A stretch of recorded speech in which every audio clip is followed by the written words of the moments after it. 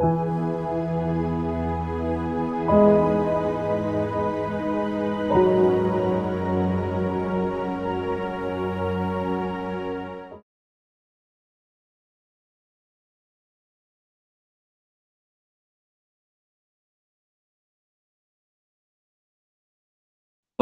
కన్న తండ్రైన దేవునికి క్రీస్తువారి నామంలో వందనాలు తెలియజేసుకుంటున్నాను.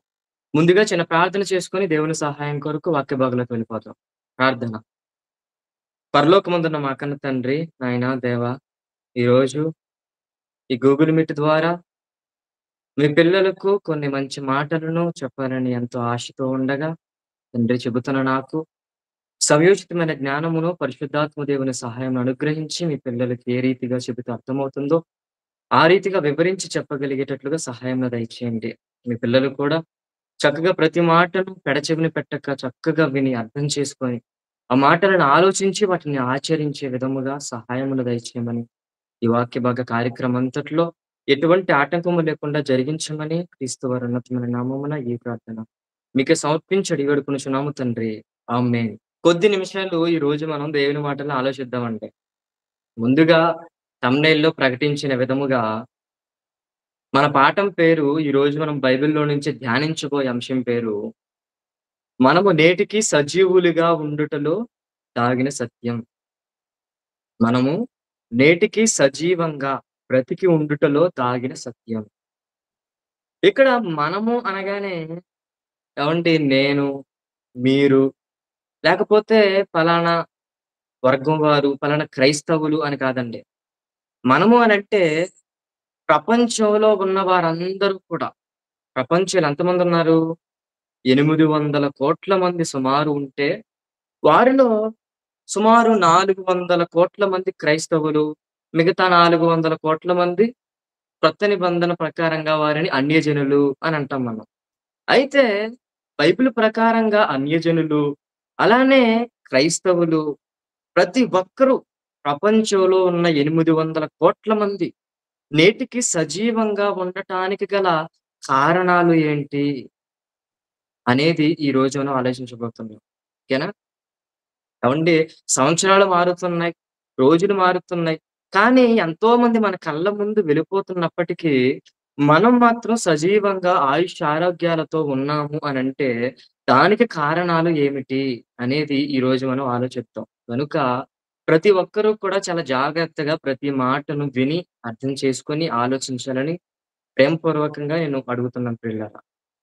ఇక మనం పాఠంలోకి వెళ్ళిపోతే, ప్రియమైన దేవుని పిల్లలారా, ఆయుష్షు అనేది దేవుని చేతిలో ఉంది. మనిషి చేతిలో లేదు ఆయుష్షు. అండి మనిషి డబ్బుతో దేన్నైనా కొనగలడండి. డబ్బుతో కొనలేనిదంటూ ఏది లేదు. కొండ మీద కోతిని సైతం దింపగలరు. ఇలా ఎన్నో చేయగలరు. కానీ డబ్బుతో కొనలేనిది, డబ్బుతో సాధ్యం కానిదంటూ కాలాన్ని మనం కొనలేము. సమయాన్ని మనం కొనలేము. ఆయుష్‌ని మనం కొనలేము. మరి ఆయుష్షు ఎవరు ఇవ్వాలి అనంటే దేవుడివ్వాలి. వ్యాయామాలు చేస్తేనో, లేకపోతే ఏవండీ ఎక్సర్‌సైజులు చేస్తేనో, పండ్లు తింటేనో, డైట్ చేస్తేనో, మనకు ఆయుష్షు పెరిగిపోతుంది. మనం జీవించేస్తాము అనుకుంటే పొరపాటు. అది అపోహ మాత్రమే. ఆయుష్షు అనేది దేవుని చేతిలో ఉన్నది. ఒకసారి ఆ మాటను మనం బైబిల్‌లో నుంచి చూస్తే అందరూ కూడా బైబిల్ తెరిచి చూడాలి. ఒకసారి బైబిల్ తెరిచి చూస్తే సామెతల గ్రంథము 9వ అధ్యాయం 11వ వచనం చూడండి. నా వలన నీకు దీర్ఘాయువు కలుగును. నీవు జీవించు సంవత్సరములు అధికములగును. నీవు జీవించు సంవత్సరములు అధికములగును. ఏవండీ? దేవుడు చెబుతున్న మాట స్వయంగా. నా వలన నీకు దీర్ఘాయువు కలుగును. నీవు జీవించు సంవత్సరములు అధికములగును అన్నాడు. నా వలన అనంటే ఇంకెవరి వలన కాదా? నా వలన అంటే ఇంకెవ్వరి వలన కాదు. దేవుని వలన మాత్రమే నీకు ఆయుష్షు అనేది ఉంటుంది. దేవుని వలన మాత్రమే నువ్వు ప్రాణంతో ఉంటావు. అంటే దేవుడే మనల్ని బ్రతికిస్తున్నాడు అనటానికి ఈ మాట చక్కని ఉదాహరణ ఎవ్వరైనా ఒప్పుకొని తీరవలసిందేనండి. మన ఆయుష్షు మన చేతుల్లో లేదండి. దేవుని చేతుల్లో ఉంది. మన ప్రాణం మన చేతుల్లో లేదు. దేవుని చేతుల్లో ఉంది. పిల్లరా నిజంగా దేవుడే మనల్ని బ్రతికిస్తున్నాడా? దేవుడే మనల్ని ప్రాణాలతో ఉంచుతున్నాడా? మనము నేటికి సజీవంగా ఉండటానికి దేవుడే కారణమా? అన్న ప్రశ్న మీకు తలెత్తితే అవునండి. దేవుడే మనల్ని బ్రతికిస్తున్నాడు. అప్పుడప్పుడు ఏవండీ మన దగ్గరకు ఎవరైనా వచ్చి ఏవండీ మనతో మాట్లాడతారు. నేనెప్పుడో చచ్చిపోవలసిన వాడినండి. నేనెప్పుడో ప్రాణాలు వదిలేయాల్సిన వాడినండి. నేనెప్పుడో కాటికి చేరిపోవలసిన వాడినండి. కానీ నేను ఇప్పటికీ సజీవంగా మీ కళ్ళెదుట ఉండి మీతో మాట్లాడుతున్నాను అనంటే అంతా దేవుని దయ అండి అని మాట్లాడతారు. అవునా కదా! మాట్లాడతారు. అంటే అతను నేటికి సజీవంగా ఉన్నాడు అనంటే కారణం ఎవరు? దేవుడు. అతనిని మరణం నుండి తప్పించింది ఎవరు అనంటే ఎవరు? దేవుడండి. దేవుడే అతన్ని గాని, నిన్ను గాని, నన్ను గాని దేవుడే మనల్ని మరణం నుండి తప్పించాడు. ఇది ప్రతి ఒక్కరు ఒప్పుకొని తీరవలసిందే. మరొక వచనాన్ని చూద్దామా? కీర్తనల గ్రంథము 68వ అధ్యాయం 20వ వచనం అండి. దేవుడు మా పక్షమున దేవుడు పూర్ణ మా రక్షణ పక్షమున కలుగజేయి పూర్ణ పూర్ణ రక్షణ రక్షణ కలుగజేయు దేవుడై ఉన్నాడు. మరణము తప్పించుట మరణము తప్పించుట ప్రభువైన యెహోవా ప్రభువైన వశము. యెహోవా వశము. మరణం తప్పించుట ఎవరి వశము? దేవుని వశము అంటున్నాడు. దేవుడే తప్పించగలడు. అండి మనం దేవుడిని నమ్ముకున్నాం. క్రీస్తులోనికి వచ్చాం. సంఘంలో చేరాము మనం ఒకరిగా, సంఘంలో ఒకరిగా. దేవుని కార్యక్రమాలు ఎన్నో చేస్తున్నాం. దేవుని పని ఎంతో విరివిగా మనం చేస్తున్నాం. కానీ ఏవండీ ఒక్కసారిగా మనం మరణపు అంచుల్లోకి మనం వెళ్ళిపోయామనుకోండి. చావు చివరికి మనం వెళ్ళిపోయామనుకోండి. ఆ చావు చివరి నుండి మరణపు అంచుల్లో నుంచి మనలను ఎవరు తప్పించాలి? మనలను ఎవరు తప్పించగలరు? దేవుడే తప్పించగలడు. దేవునికే సాధ్యమది. ఇలరా ఇలా మనం ఆలోచిస్తే దేవుడు మరణాన్ని తప్పించినటువంటి ఒక వ్యక్తి బైబిల్‌లో మనకు కనపడతాడు. ఈ సందర్భంలో ఒక్కసారి అతని జీవితాన్ని కొంతసేపు మనం ఆలోచిద్దామండి. ఇంతకీ ఎవరా ఆయన అని మీరనుకుంటే, ఆయన ఎవరో కాదు. ఆయన పాత నిబంధనలో యూదులను పరిపాలించినటువంటి రాజులలో ఒకరు. ఆయనే మనందరికీ తెలిసినటువంటి హిజ్కియా గారు. మీకు తెలుసు కదండీ హిజ్కియా గారి చరిత్ర. కొద్దిసేపు ఆయన చరిత్రను, ఆయన జీవితాన్ని మనం ఆలోచిస్తే ఏమంటే ఒక్కసారి ఆయన జీవితంలోనికి మనం వెళతాం. ఆయన జీవితంలో ఏం జరిగిందో రాజుల రెండవ గ్రంథము 20వ అధ్యాయం మొదటి వచనాన్ని మీరు చూస్తే హిజ్కియా గారి చరిత్రలోకి మనం వెళ్తున్నాం. ఏం జరిగింది? ఆ దినములలో హిజ్కియాకు మరణకరమైన రోగము కలుగగా, ఆ దినములలో ఆ దినములలో అంటే ఏ దినములండి? ఆ దినములంటే ఏ దినాలయ్యా ఆ దినాలనంటే? ఆ దినములు అంటే ఏ దినాలు అని మనకర్థం కావాలంటే, మనం కొంచెం ఏవండీ కొంచెం ముందుకు వెళ్ళాలి. కొంచెం ముందు చదవాలి. ముందు జరిగిన సందర్భం ఏంటయ్యా అనంటే మీకు మాటల్లో చెబుతాను. అది చాలా కష్టకాలం అండి. హిజ్కియా గారు చాలా కష్టాల్లో ఉన్నారు. యూదా రాజ్యం, యూదా దేశం అంతా కూడా చాలా కష్టాల్లో ఉంది. చాలా ఆపదలో ఉంది. ఏంటయ్యా ఆ కష్టం? ఏంటయ్యా ఆ ఆపద అనంటే యూదా రాజ్యాన్ని చుట్టూ కూడా అష్షూరు సైన్యం మోహరించింది. అష్షూరు రాజు తన లక్షలాది సైన్యాలతో ఏవండీ యూదా రాజ్యం చుట్టూ ఆక్రమించడానికి వచ్చేసాడు. ఇక యూదా రాజైన హిజ్కియా చేయదలిచినటువంటి పనేమి లేదిక్కడ. ఆయన చేతుల్లోనేమి లేదు. అంటే అప్పుడు హిజ్కియా గారు దేవుని మీద భారం వేశాడు. దేవుని మీద భారం వేసి, దేవుని మీద ఆధారపడి దేవునికి ప్రార్థన చేశాడు. ఏవండీ దేవుడు ఆ ప్రార్థన విని కరుణించి ఆ ఆ అష్షూరు నుంచి విడిపించాడు యూదయ దేశాన్ని. అదే దినాలలో ఎప్పుడైతే ఆ అష్షూరు దేశం నుంచి, ఆ అష్షూరు సైన్యం నుంచి దేవుడు హిజ్కియాను, ఆ యూదా దేశాన్ని విడిపించాడో, కొద్ది దినాలలోనే హిజ్కియా రాజుకు ఒక మరణకరమైన రోగం అనేదొచ్చిందంటే. ఒక ప్రాణాంతకమైనటటువంటి వ్యాధనేది కలిగింది. ఇప్పుడు దేవుడు ప్రవక్త అయిన యెషయాను పంపించాడు హిజ్కియా దగ్గరకు. ప్రవక్త అయిన యెషయాను పిలిచి, "ఇదిగో యెషయా, రాజు హిజ్కియా దగ్గరకు నువ్వెళ్ళాలి. అతనికి ఒక వర్తమానం చెప్పాలి" అని పంపించాడు. వచ్చినటువంటి ఆ యెషయా గారు ఏమని మాట్లాడుతున్నాడో తర్వాతి మాటల్లో మనం చూస్తే, "ఆ దినములలో హిజ్కియాకు మరణకరమైన రోగము కలుగగా, ఆమోజు కుమారుడును ప్రవక్తయునైన యెషయా అతని యొద్దకు వచ్చి, నీవు మరణమవుచున్నావు, బ్రతుకవు. కనుక నీ ఇల్లు చక్కబెట్టుకొనుమని యెహోవా సెలవిచ్చుచున్నాడని చెప్పగా, నువ్వు చచ్చిపోతావు. నీ ఇల్లు చక్కబెట్టుకో. కొన్ని రోజుల్లో చచ్చిపోతావు అని చెప్పాడు. జనరల్‌గా మీరు ఆలోచించండి. ప్రవక్త వచ్చాడు అనంటే ఏమంటే రోగం మీద, పుండు మీద, జబ్బు మీద చెయ్యి వేసి స్వస్థపరిచి దేవునికి ప్రార్థన చేసి వెళ్తాడేమో అనుకునే సమయానికి ఇప్పుడు యెషయా గారొచ్చి సడెన్‌గా ఒక బాంబ్ పేల్చాడండి. ఏమని? "నువ్వు చచ్చిపోతావయ్యా! నువ్వు ఎక్కువ కాలం బ్రతకవయ్యా! నువ్వు నీ ఇల్లు చక్కబెట్టుకో" అని చెప్పాడు. మరి ఆ మాట వినగానే హిజ్కియా గారి గుండె దడ దడ దడ దడ కొట్టేసుకుంటుంది. ఆయనకి నిద్ర పట్టట్లేదు. అంతే కదండీ ఎవరికైనా. కొన్ని రోజుల్లో నువ్వు చచ్చిపోతావు అనంటే ఎవరికైనా నిద్ర పడతదా మీరు చెప్పండి? హాస్పిటల్‌కి వెళ్ళాం మనం జబ్బుతో. హాస్పిటల్‌కి వెళ్ళినప్పుడు డాక్టర్ గారు టెస్టులు చేసి, "కొన్ని రోజుల్లో నువ్వు చచ్చిపోతావయ్యా! నువ్వు ఎక్కువ కాలం బ్రతకవు" అనంటే, మనం అప్పుడు ఊరందరిని పిలిచి ఒక పెద్ద పార్టీ చేసి అందరికి చక్కని బిర్యానీతో విందు చేసి మనం పంపిస్తాం మీరు చెప్పండి? లేదు కదా! చాలా టెన్షన్ పడిపోతాం. నిద్ర పట్టదు. భోజనం ఎక్కదు. చాలా టెన్షన్ పడిపోతాం.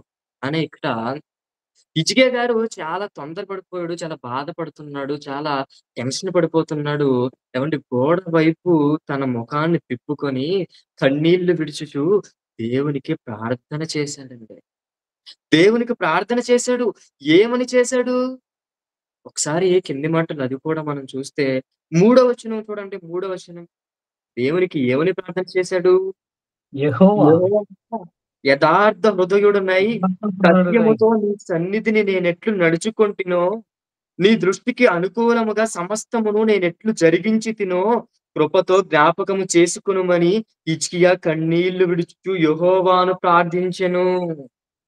నీ సన్నిధిని నేనెట్లు నడుచుకున్నానో, యథార్థంగా, సత్యంగా నడుచుకున్నానో ఒక్కసారి జ్ఞాపకం చేసుకోవయ్యా అని ప్రార్థించాడండి.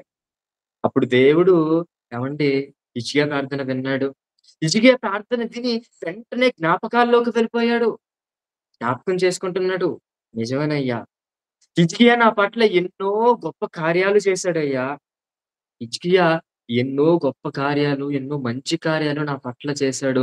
ఎంతో భయభక్తులతో బ్రతికాడు. నా భక్తుడయ్యా హిజ్కియా అని ఒక్కసారిగా హిజ్కియా యొక్క ప్రార్థన విని, ఆయన చేసిన కార్యక్రమాలన్నిటిని కూడా జ్ఞాపకం చేసుకొని అప్పటికి యెషయా గారు నువ్వు చచ్చిపోతావు అన్న విషయాన్ని హిజ్కియా గారికి చెప్పి, ఇంకా వెళ్ళలేదాయన బయటకు.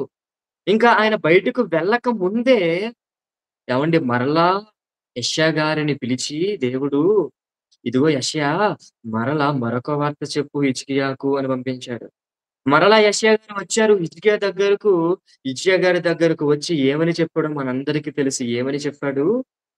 మరో 15 సంవత్సరాలు నీ ఆయుష్‌ను నేను పొడిగిస్తున్నాను అని హిజ్కియాకు చెప్పినట్లుగా మనకు కనబడుతుంది. అంటే ప్రియులారా, ఇక్కడ హిజ్కియా గారు ఆ రోజుతో కొన్ని దినాలలో చచ్చిపోవలసినటువంటి హిజ్కియా గారు, కొన్ని దినాలలో మరణం అవ్వాల్సినటువంటి హిజ్కియా గారు ఏవండీ 15 సంవత్సరాలను 15 సంవత్సరాల ఆయుష్‌ని ఎక్స్‌ట్రాగా ఆయన పొందుకున్నాడు అనంటే ఎందుకు పొందుకున్నాడు? ఎలా పొందుకున్నాడు? ఆయన చేసినటువంటి కార్యక్రమాలు ఆయన ప్రార్థన చేశాడు. ఏమని? నేను చేసిన కార్యక్రమాలను జ్ఞాపకం చేసుకోవయ్యా ఒక్కసారి. నేను చేసినటువంటి సత్క్రియలను నువ్వు జ్ఞాపకం చేసుకొని, నువ్వేమైనా నా ఆయుష్‌ను పొడిగించగలవా? అని ప్రార్థన చేశాడు ప్రియులారా. ప్రార్థన వినగానే దేవుడు ఆ కార్యక్రమాలన్నిటిని జ్ఞాపకం చేసుకున్నాడు. వాటన్నిటిని జ్ఞాపకం చేసుకొని, అయ్యా! నా ఆయుష్‌ని ఏమైనా పొడిగించగలవా? నీ చేసిన ఆ సత్క్రియలను జ్ఞాపకం చేసుకొని నువ్వేమన్నా ఆయుష్‌ని పొడిగించగలవా? అన్నాడు. ఆ మొరను విని 15 సంవత్సరాల ఆయుష్‌ను పొడిగించాడు ప్రియమైన దేవుని పిల్లలారా. అంటే 15 సంవత్సరాల ఆయుష్‌ని పొడిగించాడు, 15 సంవత్సరాల ఆయుష్‌ని పొడిగించాడు అని మనం ఎన్నో సార్లు విన్నాము. అదే మనకు జ్ఞాపకం వస్తుంది. కానీ ప్రియులారా ఎందుకు పొడిగించాడు? ఆ విషయాన్ని పక్కన పెట్టేసారండి. ఎలా పొడిగించాడు? ఆయన పొడిగించడానికి గల ఆయనలో ఉన్నటువంటి అర్హత ఏంటి? అది వదిలేసారు. ఆయనలో అర్హత ఉంది. అర్హత ఉంది గాబట్టే ఆయన 15 సంవత్సరాల ఆయుష్‌ను ఎక్స్‌ట్రాగా దేవుడు హిజ్కియాకి ఇచ్చాడు ప్రియమైన దేవుని పిల్లలారా. మరి ఏంటి ఆయనలో ఉన్న అర్హత? ఆయన ఏం చేశాడు? దేవుని పట్ల ఆయన చేసినటువంటి ఆ కార్యక్రమాలు ఏమేమి ఉన్నవి? ఒకసారి ఏవండీ ఆయన జీవిత చరిత్రని ఇంకా లోతుల్లోకి మనం వెళ్లి ఆలోచిస్తే ప్రియమైన దేవుని పిల్లలారా, హిజ్కియా తండ్రి పేరు ఆహాజు అండి. ఆహాజు ఎంతటి క్రూరుడో, ఎంతటి భయంకరుడో ఆయన చరిత్రను మనం ఆలోచిస్తున్నప్పుడు ఏవండీ రాజుల గ్రంథాలలో మనకు కనబడుతుందండి. చాలా క్రూరుడు, చాలా భయంకరుడు. అటువంటి భయంకరుడైన, అటువంటి క్రూరుడైనటువంటి ఆ ఆహాజు గర్భం నుండి వచ్చినటువంటి వాడే ఈ భక్తిపరుడైనటువంటి హిజ్కియా గారి ప్రియమైన దేవుని పిల్లలారా.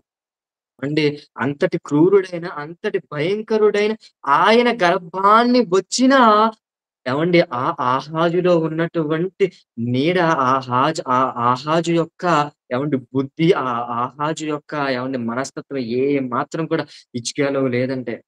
ఆహాజు ఎంత చెడుగా ప్రవర్తించాడో అంత మంచిగా ప్రవర్తించాడు. ఎవరు? హిజ్కియా. ఆహాజు ఎంత దేవునికి వ్యతిరేకంగా బ్రతికాడో అంత అనుకూలంగా బ్రతికాడు. ఎవరు? హిజ్కియా. చాలా భక్తిపరుడుగా బ్రతికాడు. చాలా గొప్పగా బ్రతికాడండి. రాజుల రెండవ గ్రంథము 18 అధ్యాయం 3 వచనం ఒకసారి చూస్తే తన ఏవండీ పితరుడైన దావీదు హిజ్కియా చేసినట్టు గారు ఆయన చేసినటువంటి కార్యక్రమాలు తన పితరుడైన దావీదు చేసినట్లు అతడు అతడు యెహోవా యెహోవా దృష్టికి దృష్టికి పూర్ణముగా పూర్ణముగా నీతిని అనుసరించెను. అనుసరించెను.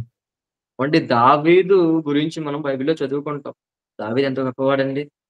దావీదు దేవునికి ఇష్టానుసారుడైన మనుషుడు. అతడు నా ఉద్దేశములన్నీయు నెరవేర్చెను అని మనం చదువుకుంటాం. దావీదు ఎంత గొప్పవాడో అంతే గొప్పవాడట. ఎవరు? హిజ్కియా గారు. ఏవండీ తర్వాత 4 వచనం చదవండి. ఉన్నత స్థలములను కొట్టివేసి, విగ్రహములను విగ్రహములను పగలగొట్టి, పగలగొట్టి దేవతా దేవతా స్తంభములను పడగొట్టి, పడగొట్టి మోషే చేసిన ఇత్తడి సర్పమును చిన్నాభిన్నములు చేసెను.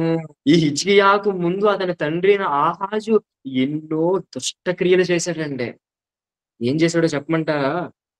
ఈ తండ్రి అయిన ఆహాజ్ అధికారంలోకి రాగానే దేవునికి సంబంధించినటువంటి ఆ మందిరం ఏదైతే ఉంటదో దేవుని మందిరం ఏవండీ దాని తలుపులు మూయించేశాడు. దాని కిటికీలు మోయించేశాడు. దానికి తాళాలు వేయించేశాడు. యాజకులందరిని బంద్ చేసేసాడు. ఇక నుంచి ఈ దేవుని మందిరములో ఆ దేవుడైన యెహోవాకు ఏవండీ ఆరాధనలు జరగటానికి వీల్లేదు అని ఏవండీ చెప్పేసాడు ప్రియమైన దేవుని పిల్లలారా. ఎంతటితో ఆగలేదు. ఇంకా యెహోవా దేవునిని ప్రక్కన పెట్టేసి అన్య దేవతలను వైపు వెళ్ళిపోయి, అన్య దేవతలకు బలిపీఠాలు కట్టి వాటికి బలులర్పిస్తూ వాటికి ఉన్నత స్థలాలను కట్టించి, ఆ యూదా దేశంలో ఉన్న ప్రజలందరినీ కూడా ఆ విగ్రహాల వైపు మళ్లించాడండి. తండ్రి అయిన ఆహాజు. పిల్లరా ఈ ఆహాజు దినములలో ఆ యూదా రాజ్యంలో ఉన్నటువంటి యూదులందరూ కూడా అన్య దేవతల వైపు మళ్ళారు. దేవునికి దూరంగా అయిపోయారు. ఏవండీ దేవునికి ఇష్టంగా నడుచుకోలేదండి ఒక్కరు కూడా. ఎవరి దినాలలో? ఆహాజు యొక్క దినాలలో. కానీ ఎప్పుడైతే హిజ్కియా అధికారంలోకి వచ్చాడో, వచ్చిన వెంటనే మొట్టమొదట హిజ్కియా చేసిన పని ఏవండీ మొట్టమొదట తండ్రి అయిన ఆహాజు ఏ దేవతలకు ఉన్నత స్థలములను కట్టించాడో, ఏవండీ ఆ ఉన్నత స్థలములను పగలగొట్టించేసాడు, పడగొట్టించేసాడు. ఏ బలిపీఠాలను కట్టించాడో దేవతలకు వాటన్నిటిని కూడా పడగొట్టించేసాడు. వెంటనే అదిగో ఆ దేవుని మందిరమును మీరు తెరవండి అని ఆజ్ఞాపించాడు. ఆ దేవుని మందిరమునకు కిటికీలు తెరిపించాడు, తలుపులు తెరిపించాడు, యాజకులకు ఆజ్ఞాపించాడు. యాజకులను కూర్చోబెట్టి, ఇదిగో యాజకులారా, ఇదిగో ఈ దేవుని మందిరాన్ని మీరు చక్కగా శుభ్రం చేయండి. చక్కగా నీట్‌గా మీ కార్యక్రమాలను యథావిధిగా మీరు కొనసాగించండి. మీరు ప్రతిరోజు కూడా దేవునికి ఆరాధనలు చేయాలి. పూజలను చేయాలి అని అప్పగించాడండి. ఇప్పటి వరకు దేశమంతా కూడా ఎందుకు ఇలా చిన్న భిన్నములుగా అయిపోతుంది? ఎందుకు అన్య రాజులు వచ్చి దేశాన్ని ఆక్రమించుకుంటున్నారు అనంటే, ఇదిగో దేవునికి జరగవలసినటువంటి ఆరాధనలు జరగటం లేదు. దేవునికి జరగవలసిన పూజలు జరగటం లేదు. గనుక మీరు వెంటనే ఏం చేస్తారంటే, ఆ దేవుని మందిరాన్ని మీరు తెరవండి. ప్రతిరోజు కూడా ఆ దేవునికి జరగవలసిన ఆరాధనలు యథావిధిగా మీరు జరిపించండి అని ఆజ్ఞాపించాడండి. ఇదంతా ఎప్పుడు హిజ్కియా గారు అధికారంలోకి రాగానే మొట్టమొదట చేసిన పనండి ఇది. మొట్టమొదటి సంతకం దేని మీద పెట్టాడు అనంటే, దీని మీద పెట్టాడు. పిల్లరా, ఏ రాజకీయ నాయకుడైనా, ఏ అధికారైనా మొట్టమొదట అధికారంలోకి రాగానే ఒక దాని మీద సంతకం పెడతాడు. ఇప్పుడు ఆంధ్రప్రదేశ్‌కు మాజీ ముఖ్యమంత్రిగా ఇదివరకు పనిచేసిన వైఎస్ రాజశేఖర రెడ్డి గారు, ఆయన అధికారంలోకి రాగానే ఆయన మొట్టమొదట ఆయన చేసిన సంతకం ఏంటి అనంటే, రాష్ట్ర ప్రజలందరికి కూడా ఉచిత విద్యుత్ అన్నాడండి. ఉచిత విద్యుత్ అన్నాడు. ఆయన అన్నట్లుగానే ఆయన అధికారంలోకి రాగానే మొట్టమొదట ఆయన చేసినటువంటి పనేంటంటే ఉచిత విద్యుత్ అన్న దాని మీద సంతకం పెట్టేసాడు.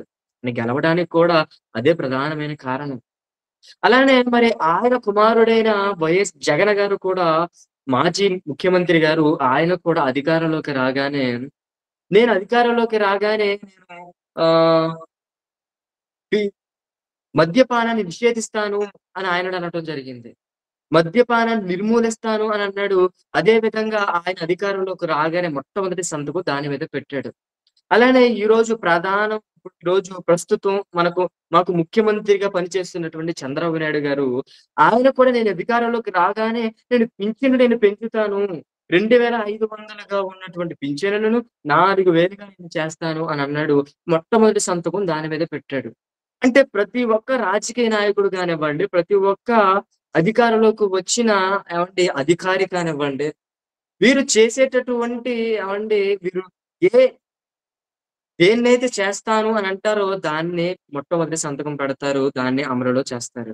అదే విధంగా ఇక్కడ హిజ్కియా గారు ఆయన అధికారంలోకి రాగానే ఆయన మొట్టమొదట చేసినటువంటి పనేంటి అనంటే, ఇగో దేవునికి జరగవలసినటువంటి ఆరాధనలు జరగటం లేదు. దేవునికి జరగవలసినటువంటి పూజలు జరగటం లేదు. గనుక వెంటనే ఆ మందిరాన్ని, ఆ దేవాలయాన్ని తెరవండి. ఆ దేవాలయ తలుపులు తెరవండి, కిటికీలు తెరవండి. చక్కగా యథావిధిగా ప్రతిరోజు కూడా ఆయనకు ఆరాధనలు జరిపించండి అని ఆజ్ఞాపించాడంటే, నా తండ్రి ఏవైతే విగ్రహాలను, ఉన్నత స్థలములను కట్టించాడో వాటన్నిటిని పగలగొట్టించేసాడు ప్రియమైన దేవుని పిల్లలారా. ఇంకా ఇది జరిగిన తర్వాత ప్రజలందరిని పిలిచాడు.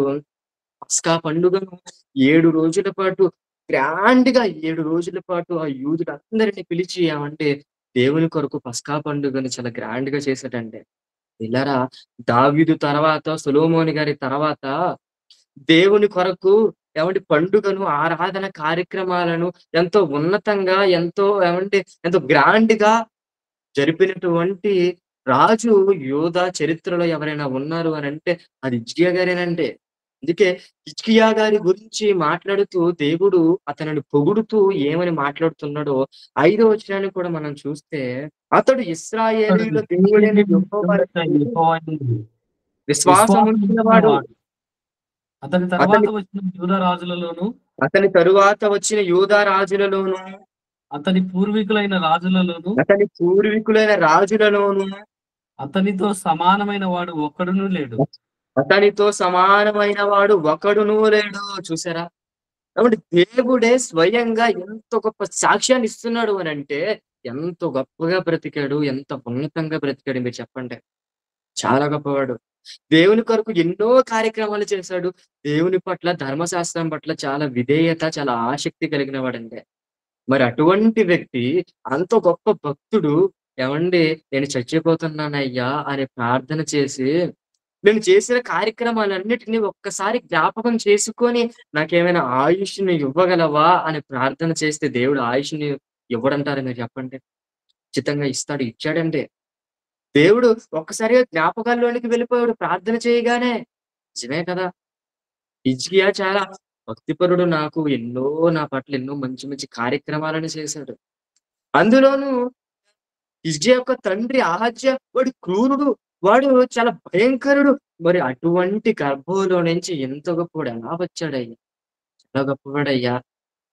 యూదులందరూ చెడిపోయినప్పటికీ ఇతను నా కొరకు ఎన్నో మంచి మంచి కార్యక్రమాలు చేశాడయ్యా. దేవుడు జ్ఞాపకం చేసుకున్నాడంటే. ఇంత విచిత్రం ఏంటో చెప్పమంటారా?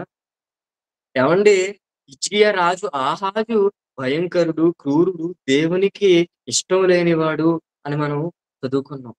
అలానే ఈ హిజ్కియాకు మరలా ఒక కుమారుడు పుట్టాడు. అతని పేరు మనష్షే. మళ్ళీ ఈ మనష్షే కూడా చాలా క్రూరుడు, భయంకరుడండి. దేవుని పట్ల ఎన్నో నీచ కార్యాలు చేసినవాడు.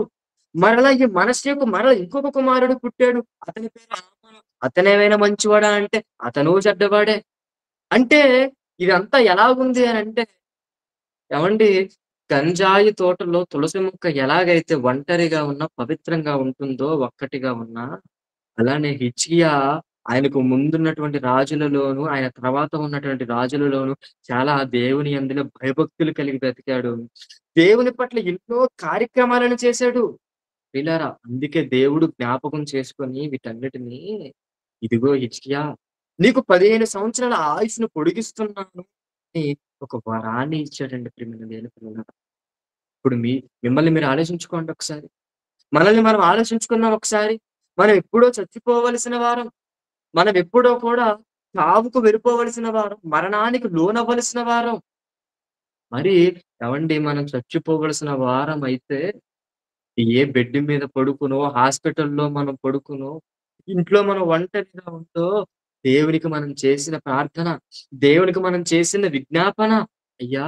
ఒకసారి నేను చేసిన కార్యక్రమాలను జ్ఞాపకం చేసుకోండయ్యా. ఒకసారి నేను నీ కొరకు ఎలా బ్రతికానో ఒకసారి జ్ఞాపకం చేసుకొని, నాకు ఆయుష్‌ని పొడిగించండయ్యా అని మనం చేసిన ప్రార్థన, అందుకే దేవుడు ఈ రోజు వరకు మనల్ని సజీవంగా ఉంచాడండి. అంటే ప్రియులారా దేవుని వలన మనం ఎప్పుడో చావలసిన వారం. చావు కళ్ళ ముందుకు వచ్చినా, దేవుడు వాటి నుండి మనల్ని తప్పించి ఇప్పటి వరకు మనల్ని సజీవంగా ఉంచాడు అనంటే, గతంలో నువ్వు, నేను మనందరం చేసిన దైవ కార్యక్రమాలు ఏవైతే ఉన్నవో, అవే మనకు రక్షగా ఉన్నాయి. లేదు అనంటే మనం ఎప్పుడో చచ్చిపోవలసిన వారమండి. ఏ కరోనాలోనో, లేకపోతే ఏ యాక్సిడెంట్‌లలోనో, లేకపోతే ఏ వ్యాధులొచ్చో, రోగాలు వచ్చో, లేకపోతే ఏవండీ ఏ ప్రకృతి విపత్తులొచ్చో, ఎప్పుడో మనం చచ్చిపోవలసిన వారం. కానీ ఈ రోజు వరకు మనం ఉన్నాము అనంటే, మనం మన సమాధి శ్మశానంలోకి వెళ్ళకుండా, మన ఇంట్లో ఒక ఫోటో మన కొరకు ఏర్పాటు చేయకుండా, ఆ ఫోటోకి ఒక దండ వేయకుండా, మనం చక్కగా సజీవంగా ఉన్నాము అనంటే, దానికి కారణం మనం చేసిన దైవ కార్యక్రమాలు కాదంటారా మీరు చెప్పండి?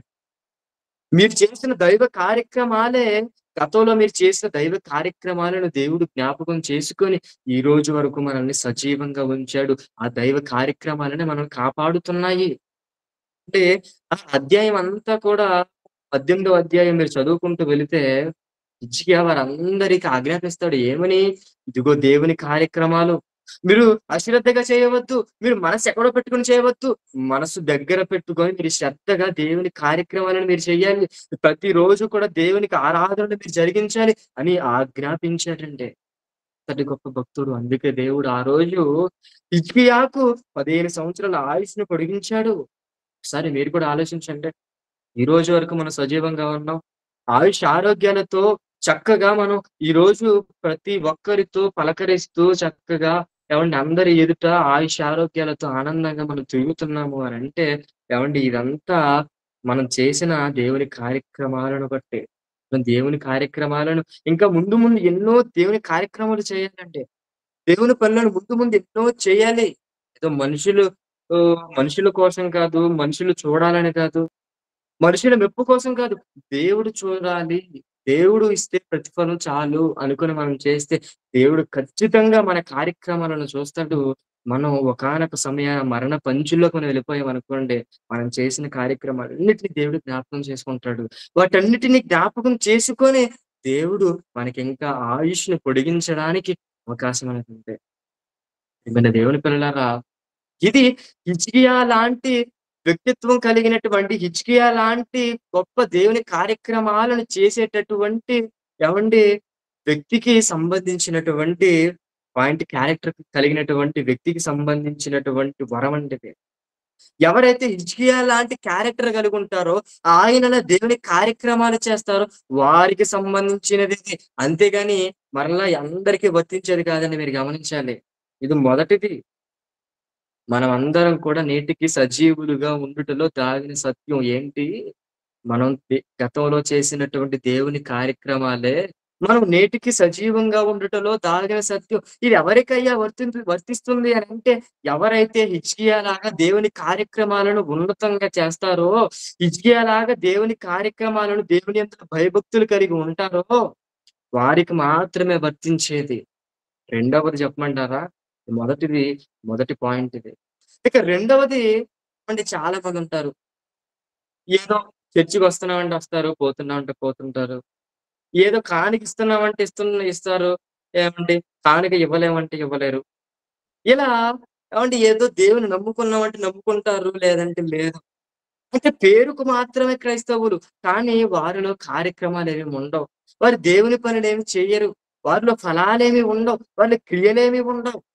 మరి అటువంటి వారు కూడా నేటికెందుకు సజీవులుగా ఉన్నారండి? అర్థమైందా? ఏవండీ మొట్టమొదటి పాయింట్‌లో మనం ఏం తెలుసుకున్నాము అనంటే, దేవుడు మనలందరినీ సజీవంగా ఉంచడానికి గల కారణం, గతంలో మనం ఏమైనా దేవుని కార్యక్రమాలను మనం చేసుంటే, దేవుడు వాటిని జ్ఞాపకం చేసుకొని ఒక హిజ్కియాలాగా మన ఆయుష్‌ను పొడిగించాడు. అందుకే మనం నేటికి సజీవులుగా ఉన్నాము అని మొదటి పాయింట్‌ని మనం ఆలోచించాము. ఇక రెండవ పాయింట్ ఏంటంటే, మరి మనం దేవుని కార్యక్రమాలేమి చేయట్లేదు. ఏదో దేవుడిని నమ్ముకున్నామంటే నమ్ముకున్నాం. యేసును తెలుసుకున్నామంటే తెలుసుకున్నాం. పేరుకే నామకార్థంగా క్రైస్తవులం అంతే. క్రియలేమి లేవు. ఫలాలేమి లేవు. అయినా సజీవంగా ఉన్నాము. అయినా ఆయుష్షారోగ్యాలతో ఉన్నాము. మరి కారణం ఏంటండి? అది కూడా మనం ఆలోచించేద్దామా? చేద్దామండి. దేవుడు బైబిల్‌లో రాయించాడా? రాయించాడు ప్రియులారా. దేవుడు బైబిల్‌లో రాయించనిదంటూ ఏది లేదు. మనం పరిశీలించాలి. మనం వెతకాలి. అప్పుడే మనం బయట పడతాయి తప్ప, ఏదో మనం అలాగా పైపైన చదువుకుంటూ వెళ్తే బయటపడవు. దేవుడు చెప్పాడండి. చూస్తారా ఒకసారి? లూకా సువార్త 13వ అధ్యాయం 6 వచనం నుండి మనం చదువుకోగలిగితే, మరియు ఆయన వారితో ఈ మరియు ఆయన ఉపమానము చెప్పెను. వారితో ఈ ఈ ఉపమానము ఉపమానము చెప్పెను. ఒక ఒక మనుష్యుని ద్రాక్ష మనుషుని తోటలో ద్రాక్ష తోటలో నేను చదువుతానండి. ఒక మనుషుని ద్రాక్ష తోటలో అంజూరపు చెట్టు ఒకటి నాటబడి ఉండెను. ఏమంటే ఒక మనుషునికి ద్రాక్ష తోట ఉందట. ఆ ద్రాక్ష తోటలో ఒక అంజూరపు చెట్టు ఒకటి నాటబడుందట. అతడు దాని పండ్లు వెతకవచ్చినప్పుడు, ఆ అంజూరపు చెట్టుకు పండ్లేమైనా ఉన్నవోలేవో అని వెతకవచ్చాడట. అప్పుడు ఏమీ దొరకలేదు. గనుక అతడు ఇదిగో 3 ఏండ్ల నుండి నేను ఈ అంజూరపు చెట్టున పండ్లు వెతకవచ్చుచున్నాను గానీ, ఏమియూ దొరకలేదు. దీనిని నరికివేయుము. దీనివలన ఈ భూమియు ఏల వ్యర్థమైపోవలెనని ద్రాక్ష తోటమాలితో చెప్పెను. అయితే వాడు, అయ్యా! నేను దాని చుట్టూ త్రవ్వి ఎరువు వేయ మట్టుకు ఈ సంవత్సరము కూడా ఉండనిమ్ము. అది ఫలించినా సరి, లేని ఎడల నరికించి వేయుమని అతనితో చెప్పెను. చెట్టంటే చెట్టు కోసం కాదు. ద్రాక్ష తోట అంటే ద్రాక్ష తోట కోసం కదండీ మాట్లాడేది. చెట్టంటే ఎవరు? చెట్టంటే నువ్వే, చెట్టంటే నేనే, చెట్టంటే మనమేనండి. అంటారు కదా అప్పుడప్పుడు. "ఒరేయ్! చెట్టంత ఎదిగావురా" అని అంటారు. ఒరేయ్! "వేగులో తాడి చెట్టంత ఉన్నావురా" అని అంటారు. అంటే చెట్టంటే ఎవరు? చెట్టంటే మనమే. మరి తోటంటే సంఘము. ఒక చెట్టుగా మనం దేవుని సంఘములో, క్రీస్తు సంఘములో మనం ఉన్నాము. అయితే చెట్టుకు ఉండేటటువంటి గుణం ఏంటంటే, చెట్టు ఏమి ఇవ్వాలి మనకు? చెప్పండి. ఫలాలు ఇవ్వాలి. చెట్టు ఫలాలు ఇవ్వాలి. మరి అలాంటిది అండి కొన్ని రోజుల నుంచి చూస్తున్నాడుగా, కొన్ని రోజులు కాదు, కొన్ని సంవత్సరాల నుంచి చూస్తున్నాడట. సంవత్సరాల నుంచి చూసినా ఆ అంజూరపు చెట్టుకట ఫలాలేమి లేవట. ఆ చెట్లు కాయలేమి కాయట్లేదట. ఆకులు తప్ప ఏమి లేవట. ఇప్పుడు యజమాని అంటున్నాడు, "ఇదిగో అయ్యా! ఇప్పుడు సంవత్సరాల నుంచి చూస్తున్నాను. కాయలే కాయట్లేదు. ఫలాలే ఫలించట్లేదు. దీన్ని నరికేయి." ఈ తోటమాలితో అంటే తోటమాలి అంటున్నాడు, బ్రతిమాలుతున్నాడు. "అయ్యా! అయ్యా! 3 సంవత్సరాలు చూసారు కదయ్యా! ఒక్క సంవత్సరం చూడండయ్యా. ఇంకొక్క సంవత్సరం చూడండయ్యా! నేను ఈ చెట్టు చుట్టూ కూడా చక్కగా గొయ్యి తీస్తాను. చక్కగా ఎరువేస్తాను. చక్కగా మంచి నీళ్ళేస్తాను. ఒక్క సంవత్సరం మీరు చూసి ఒకవేళ ఆ సంవత్సరం కూడా ఫలించలేదా? అప్పుడు నరికేయండి." ఇలా అదే కదండీ ఈ సందర్భంలో. అంటే ఇక్కడ చెట్టు అంటే చెట్టు కాదు మనం అని తెలుసుకున్నాం. తోట అంటే తోట కాదు సంఘం అని తెలుసుకున్నాం.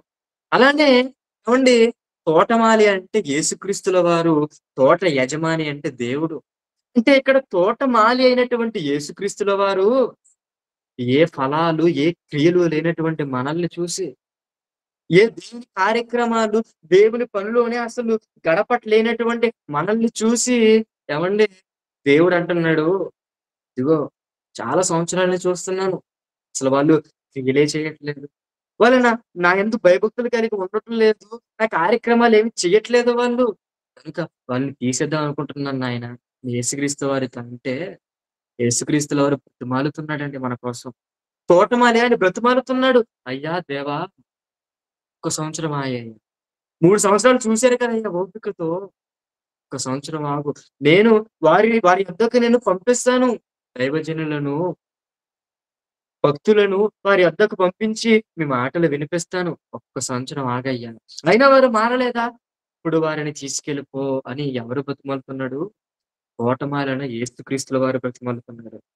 అంటే ప్రియులారా, ఒకవేళ ఎవరైనా సరే మనలో ఎవరైనా దేవుని కోసం ఫలించకపోయినా, దేవుని కార్యక్రమాలు చేయకపోయినా, మనలో క్రియలేవి చేయకపోయినా, లేదా పేరుకే క్రైస్తవులము, పేరుకే దేవుని నమ్ముకున్న వారము అనినా మనం కూడా నేటికి సజీవులుగా ఆయుష్య ఆరోగ్యాలతో ఉన్నాము అనంటే దానికి కారణం ఏంటి? తోటమాలిగా యేసుక్రీస్తుల వారు బ్రతిమాలుతున్నాడు. వాటిని ఉంచుదామయ్యా సజీవులుగా.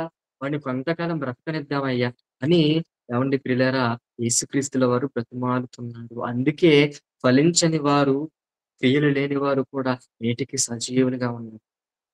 ప్రియులారా మొట్టమొదటిగా మనం తెలుసుకున్నాం. ఒకవేళ అనేది హిజ్కియా లాంటి క్యారెక్టరా? Very good. చాలా మంచిది. ఎందుకు హిజ్కియా లాంటి క్యారెక్టర్ కలిగినటువంటి నిన్ను సజీవులుగా ఉంచాడో తెలుసుకున్నాం.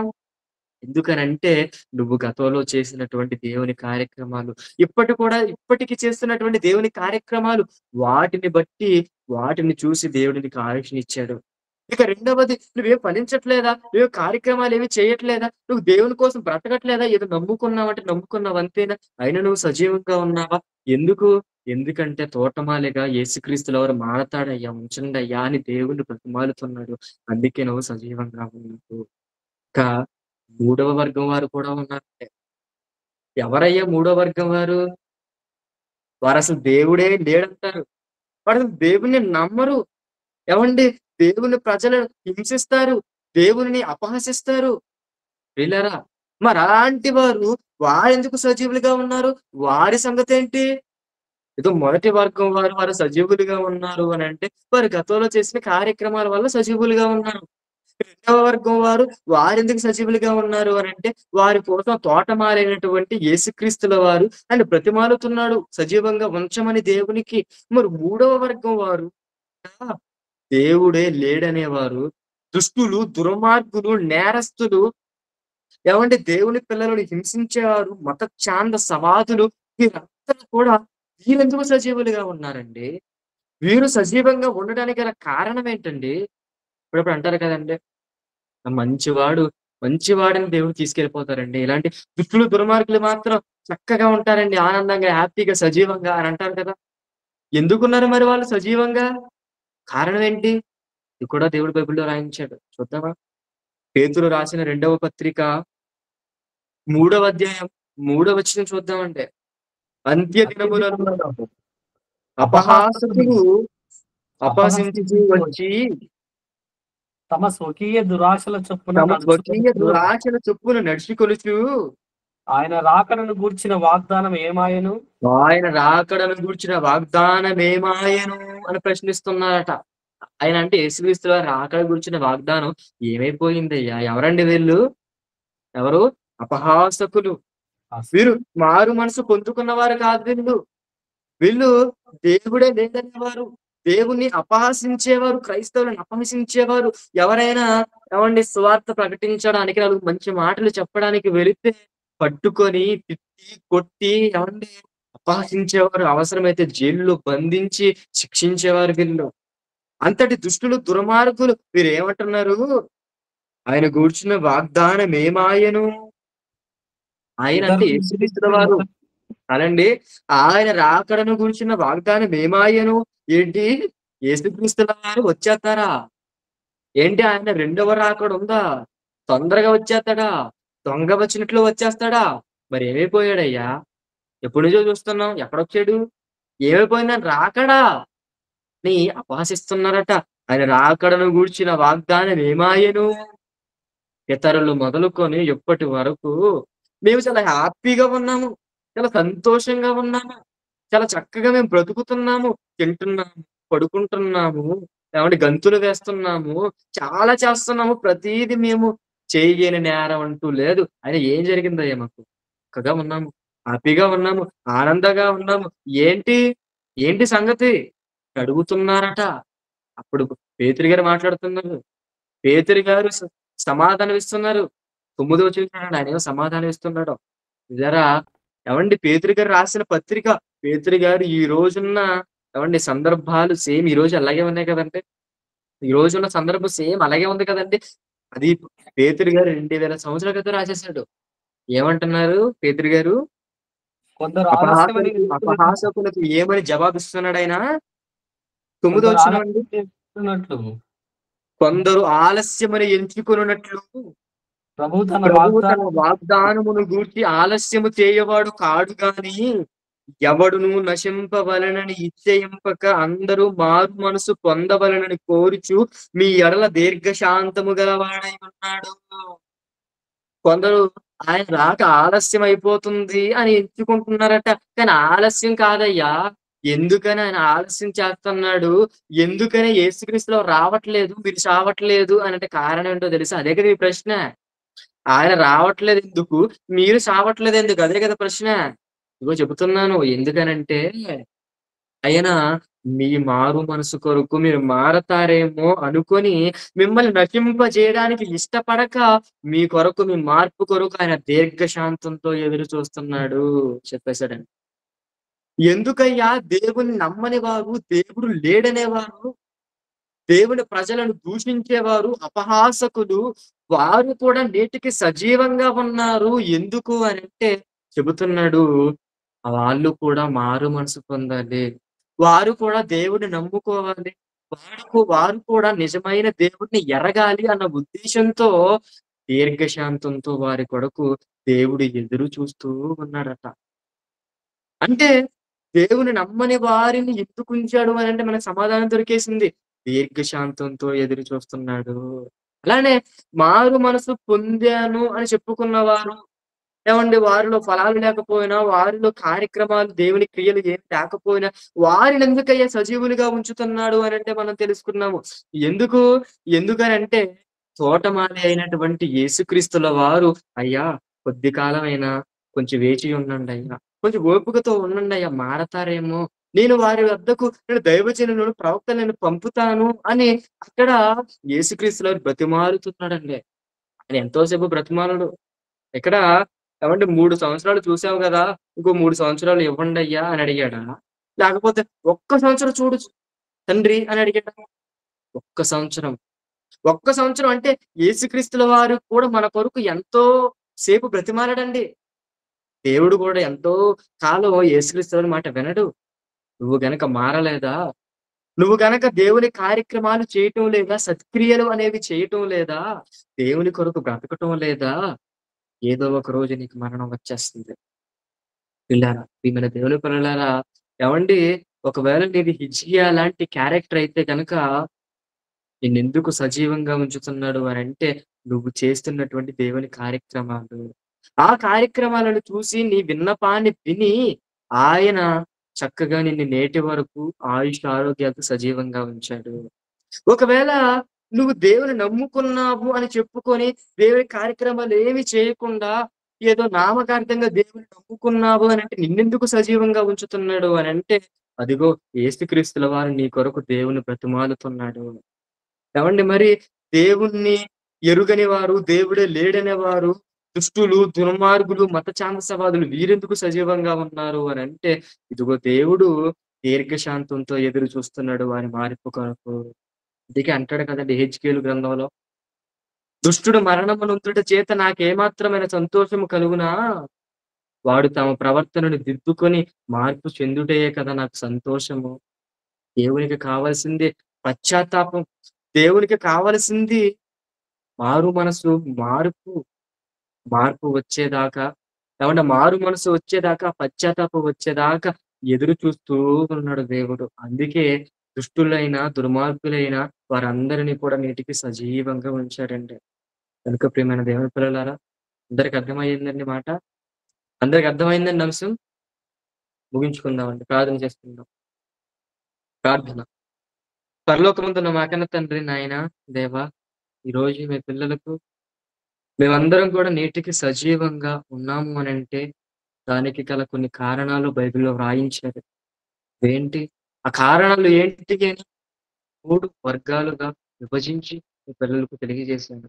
తండ్రి, విన్న మీ పిల్లలు మర్చిపోకుండా ప్రతి మాటను విని చక్కగా జ్ఞాపకం ఉంచుకొని వాటి ప్రకారం జీవించేలాగున, వారు ఏ వర్గంలో ఉన్నారో చూసుకొని వారిని వారు సరిచేసుకునేలాగున సహాయం దయచేయండి. చెబుతున్న నేను వాటి ప్రకారం జీవించేలాగున నాకు కూడా అట్టి మనస్సును దయచేయమని తండ్రి, ఈ గూగుల్ మీట్ కార్యక్రమం అంతట్లో, ఈ వాక్య భాగ కార్యక్రమం అంతట్లో ఎటువంటి ఆటంకం లేకుండా జరిగించిన విధానం బట్టి మీకే వందనాలు తెలియజేసుకుంటూ, ఈ ప్రార్థన క్రీస్తు వారి ఉన్నతమైన నామమున మీకే సమర్పించి అడిగి వేడుకొనుచున్నాము తండ్రి. ఆమేన్. అందరికీ వందనాలండి.